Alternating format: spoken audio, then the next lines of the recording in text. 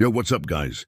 I'm here for Triple Shot and welcome back to another episode of Attack of Fix, where once again we find ourselves in the same old situation. Sonic is running off in the distance with nothing but his need for speed and his six-pack abs motivating him. But it's not just an ordinary day for our favorite blue, spiky-haired speedster. No, sir. Today he has chosen to attack a Fix forest, which, as the name suggests, is a forest full of physics objects. And seeing as how Sonic runs at the speed of sound and probably has about 200 IQ when it comes to platforming, this should be a piece of cake for him. Well, it'll be a piece of cake if he doesn't get distracted by all the badniks populating this forest. So let's see if Sonic can make it through this level without turning into a hedgehog pancake. Let's get. We begin our run through a clearing where Sonic is bouncing around on these springy mushrooms that launch him into the air. But before he can do too much damage to the trees, some crab meat rolls up and attempts to slow him down. That didn't work. So now crab meat tries kicking Sonic in the face. Still nothing. Sonic just jumps over the crab meat and continues on his way. Meanwhile, from somewhere behind the trees, we hear the heavy breathing of Dr. Robotnik, who seems to have caught wind of Sonic's intrusion. The good news is that he doesn't seem to be all that concerned.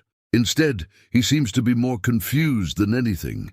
He's heard Sonic come through this area countless times, yet he never catches him. So he muses that maybe one day he'll catch the little menace. Or maybe he'll become so bored of chasing him that he just stops altogether. But for now, he needs to focus on something else, because that's where he starts hearing gunshots. Turns out there's a few stray battlenoids that have been hanging around, looking for someone to battle. But now that Sonic's here, they're going to get a rude awakening. Sonic hits the first battle node and sends him flying with ease, but two more spawn behind him and attempt to surround him. This forces Sonic to turn around and deal with them, which he does. He spins around like a blue tornado and takes both of these bots out with one fell swoop. But even though the clearing is now clear, Sonic still can't move forward because there's a log blocking his path. And while logs are usually easy to stop, this one is different because instead of being solid, it's actually made up of springs. So every time Sonic tries jumping onto it, he just bounces back down. Now, normally this would be an easy fix. Sonic could just go around the log, but he gets distracted by a power-up box sitting right next to it. Of course, he can't resist the urge to open it and grab the star ring inside, which immediately makes him invincible. It also makes him extremely cocky. And now he thinks he can take on the log head-on. And well, yeah, he can. He charges straight towards the log and blasts through it like a blue bullet train. Invincibility and speed are truly powerful tools, but sadly, Sonic's arrogance won't allow him to use them correctly. He's only just entered the forest, and already he's attracting unwanted attention. Sure, he was able to destroy that log, but now he's got a squadron of hovercrafts hot on his tail. As soon as they enter the fray, one of them fires a missile at Sonic, forcing him to turn around and dodge. If he had moved even slightly slower, he would have gotten hit. But now that he's paying attention to his surroundings, he realizes there's a lot more badniks waiting in the wings. There's buzz bombers flying around, there's crab meat scuttling side to side, and there's even some fish out of water. This may be a Fix forest, but it's quickly turning into a Fix nightmare for Sonic. Thankfully, he's able to avoid everything thrown at him, and he's eventually able to find a new clear space. But even this moment of respite doesn't last long, because soon enough, Dr. Robotnik shows up, riding in a heavily armed tank. Now, if Sonic had any sense, he would have used his invincibility to just plow through this robot. After all, he is invincible. Why not take advantage of that? Well, he does know that he's invincible. It's just that he doesn't think it'll help him in this scenario. Instead, he leaps onto the tank and attempts to smash the glass with his fists, but he can't break it. And then he notices a conveniently placed spring and decides to try bouncing on top of the tank.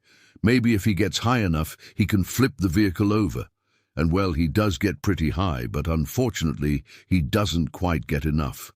Before he can reach the top of the tank, the spring launches him back down and he gets knocked clean out of the level. Sonic's invincibility wore off before he hit the ground, so he's now completely vulnerable and he slowly begins to fade away. Luckily, he's able to grab onto a cloud and stop himself from falling. But now he's just floating aimlessly in the sky with no way to control his descent. Now, most people might panic in this situation, but not Sonic. He simply closes his eyes and enjoys the view. Floating around can be pretty relaxing after all, but he eventually comes to his senses and realizes that he's gonna need to do something if he wants to get back in the game. So he looks around to see if there's anything he can use and spots a nearby UFO. With a determined look on his face, he aims for the craft and takes a running leap. It's not exactly graceful, but it works, and Sonic finds himself back in the fight. He wasted a good chunk of time falling off the map, but fortunately, there's not much left of the Badnik army. Only a few stragglers remain, but even they stand no chance against the speedy blue blur. With a final spin attack, the coast is clear once again, but Sonic isn't done just yet. He knows that Dr. Robotnik is still out there, and he wants to finish this guy off for good. But to do that, he's gonna need to use the terrain to his advantage.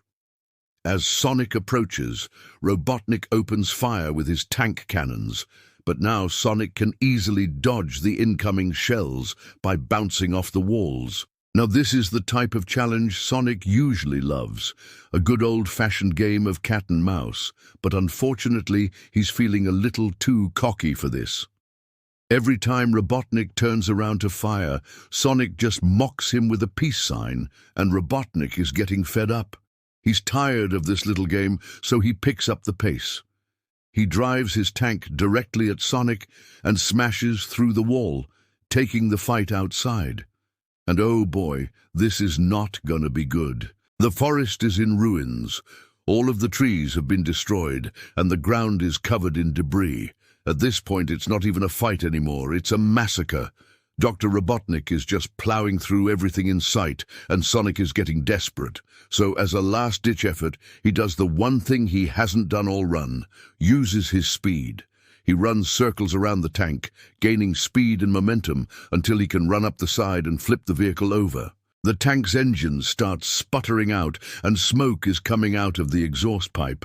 It looks like the fight is finally over, but Robotnik has one last trick up his sleeve. He self-destructs the tank, sending both him and Sonic flying.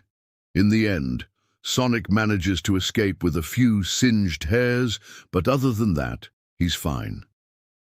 Dr. Robotnik wasn't so lucky, however, and he gets encased in metal as his robot body shuts down.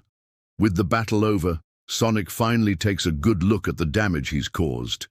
There isn't a single tree left standing, and the ground is riddled with holes. But hey, at least he's okay.